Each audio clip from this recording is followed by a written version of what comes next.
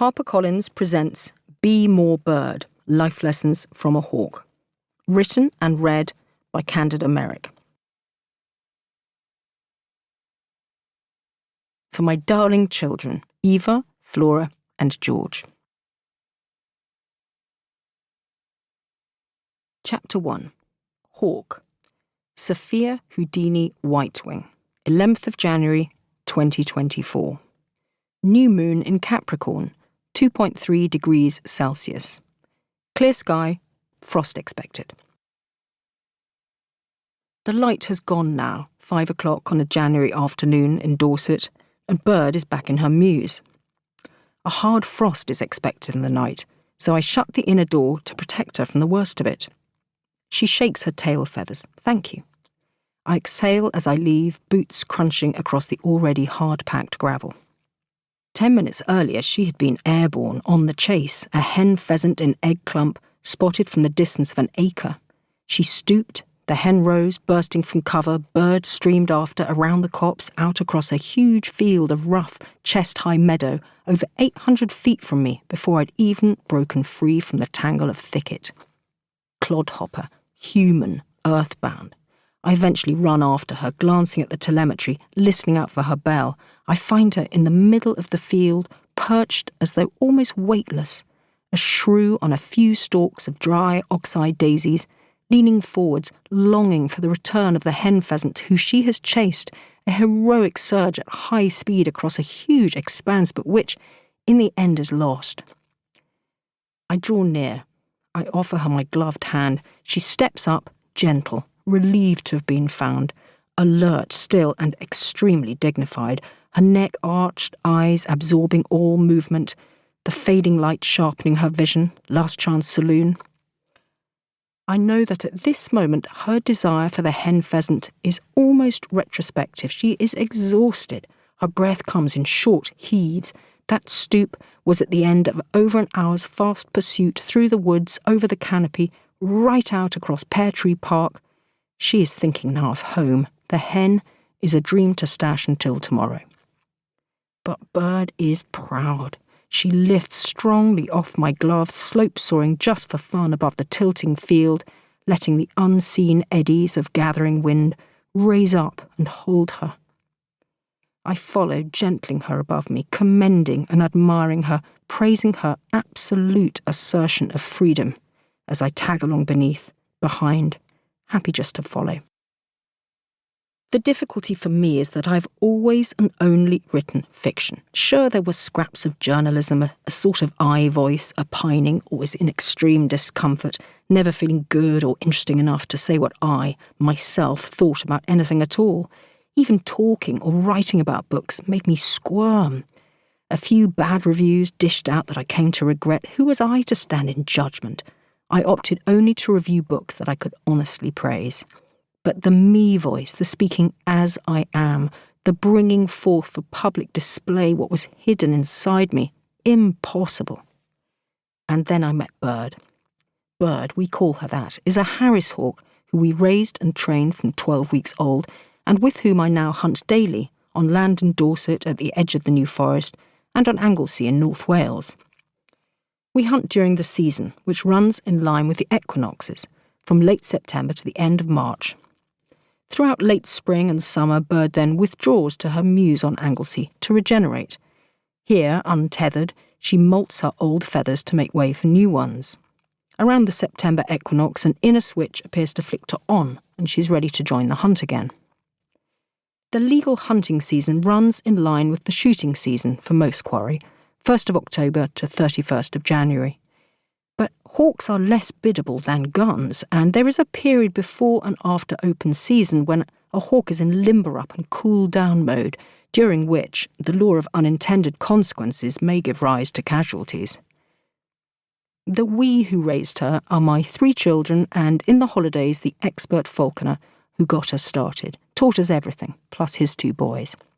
This band is Bird's crack squad, her core companions, her very own magnificent 7. She knows us all by shape, voice, and footfall. We are her willing servants in the chase. She would harm none of us, although could do damage to all. She queens it over us, although we're not her subjects. There are times when I suspect she feels sorry for us clomping along below. She's also grateful diving in to be close when the rooks mob, the crows grow murderous, or the buzzards dogfight on the wing. But most of the time, now, it is just she and I. We spend term time in the south, heading north to Anglesey for the holidays. To fly bird, therefore, is to miss both place and people. My children are away during the week. Flying bird is to long for them because I can still see them racing ahead through the scrub, their whoops and ecstasy to see her fly, her nimble acrobatics that for their benefit had something theatrical about them. Her flights with me alone are more serious. I often think that she misses my children too, their erratic glee and bird-like chirrups. It could be that she thought of them in some way as her chicks. She would watch me the way I'd loop an arm around them, pull them close, a low sound emerging in her throat, a sort of speech, her tail feathers swinging. I understand. And these days she too leans into me in a high wind returning home, or at the sudden start of a tractor engine, or for no reason that I can fully discern. Sometimes she just leans in, comforting her heart to mine as we travel home together in the failing light. I'm getting ahead. The short point is this. Bird, whose real name is in fact Sophia Houdini Whitewing, has given me a voice. She shows me so much that I long to articulate. Every day she does this. Someone described her, very matter-of-fact, as my spirit guide. Yes, she is that. For sure, she is that. Certainly she shows me the way, guides my soul, my spirit, represents my higher self, without doubt. This is less a figure of speech or fanciful notion than a literal statement of fact. Her behaviour teaches me, reveals to me, truths about my own life that otherwise I am just too blind to see. And there are so many of them. They rush past, slip by on the brisk winds as we race back through the woods. Each one feels monumental, of huge significance. Out there in the hunt, I have no words for these epiphanies. I have no need of words then. She is describing them in the air. I return to the house. Life begins again. Earthbound life. Unlit sometimes, often muzzled, definitely unhawk-like. Her revelations elude me. I grasp at them, hating the rising phrases, pretentious, unwieldy, not what I mean at all, but here I am, attempting to set down some of these life lessons from my hawk, because not to do this, to accept that it is just too hard to say in words what a wild creature speaks in volumes on the wing, dazzling in her air-playing joy and grandeur, to accept this would be to accept a narrower version of the life I have been allowed to glimpse, my soul unencumbered, strong, clear-eyed, utterly in the present moment, airborne, free as a bird.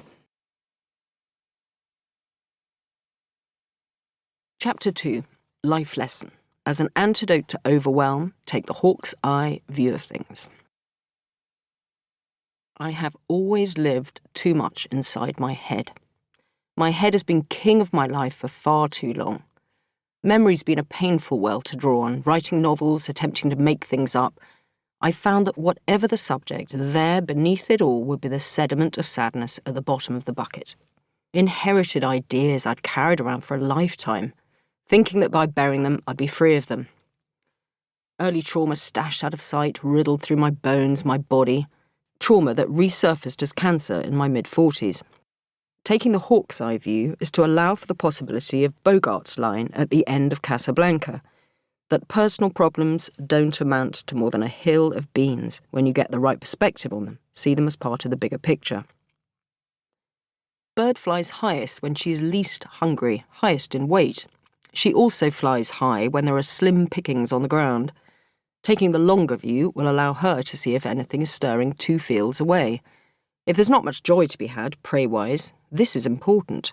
No point in staying close and low if there's nothing doing. She also flies high, chooses the highest perches in trees when it's cold and sunlight is scarce.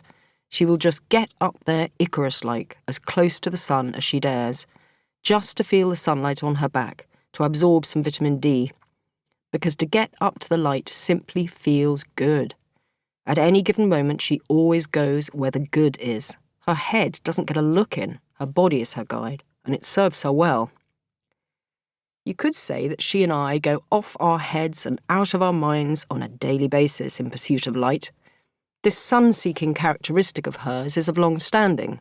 Hawks are known as the solar birds, thought to occupy the fourth dimension of fire by ancient Mexicans, associated with the sun god Apollo, and aligned with the astrological fire sign Sagittarius, the archer, ruled by the sky god Jupiter. I discovered this with pleasure after Bird arrived, feeling the kinship and the rightness of her. I'm a Sagittarian. How on earth, scroll back a bit, how on earth did I come to have a hawk, of all things? It was like this. Of my 3 children, the youngest, a boy, developed a passion for birds of prey, mainly peregrine falcons, those on Star Wars, fighter jets, Bugattis, the usual fast machine vibe endemic to small boys. I remember him enraptured, age 6, stroking the breast feathers of a peregrine, which he'd been handed to hold on the glove at a country fair in Yorkshire. He was transfixed and appeared to be hypnotising the bird in the manner of a snake charmer, rhythmically caressing her as he corrected the falconer about maximum stoop speeds, how in fact they were calibrated, relying on gravity, the kill at the moment of maximum velocity. I've heard they can reach up to 270 miles per hour in the stoop, he chirruped. The fellow was impressed, pleased to discover a possible falconer-to-be. My son was wearing a yellow oilskin and a grey knitted Roman soldier's helmet at the time. I have a short video of him on my phone, his fluting voice and rapture, his absolute intent. He had come home to something, that much was apparent. There was nothing exotic in his love of falconry. It was a rediscovery of something in him that was lost. And then years later, the possibility of a bird of our own, a conversation by a log fire about the practicalities of acquiring a hawk, who to speak to, what to look for. That conversation grounded the aspiration in a practical intention. It was a realisable dream, nearer at hand than I'd imagined. But Harris hawks aren't sold in pet shops. Patience was required. This was a good thing. I didn't want to get a hawk for my son to discover he'd already moved on to dirt bikes, but the desire seemed solid, unshiftable. Years passed, years. We put ourselves in training, went to Scotland, to the British School of Falconry at Gleneagles, the world's first dedicated school of falconry, set up in 1982 by the brilliant mistress of the field, Emma Ford. So here's the thing, I explained to our South African teacher. We are going to get a bird, so we'll need to know the ropes beforehand. Can you help with that? He grinned, put away the 2 tame lovelies he had ready for us, and boxed up a cast of experienced hunters, a male and female. The female hawk is typically at least a third larger than the male. A male is referred to as a tiercel for this reason, and significantly more deadly, with the added advantage of also being better-natured, more versatile and intelligent. Bird's mother, for example, regularly brought down roe deer. Out hunting, the female will often be in the role of killer with the male flushing quarry or assisting at the feast. Those 2 beautifully trained hawks at Gleneagles might well have written the textbook on how to do things. A cock pheasant on our first outing gave us courage. We felt that we had made a start. Then lockdown. Bird arrived during lockdown. The significance of this coincidence seems too much, as though I'm making it up, doing it in some way for show, but it was precisely what happened. We received news from the breeder. A clutch has hatched, but only the female has survived. Would we like her? Which is how, when the entire world was grounded, we came to feel entirely free. Chapter 3. Life Lesson. Gratitude. Heart-quickening joy in adversity. Letting go of the outcome, the illusion of control. Every day, taking Bird out to hunt, I let her go. I enter her mews, invite her up. She jumps to my glove.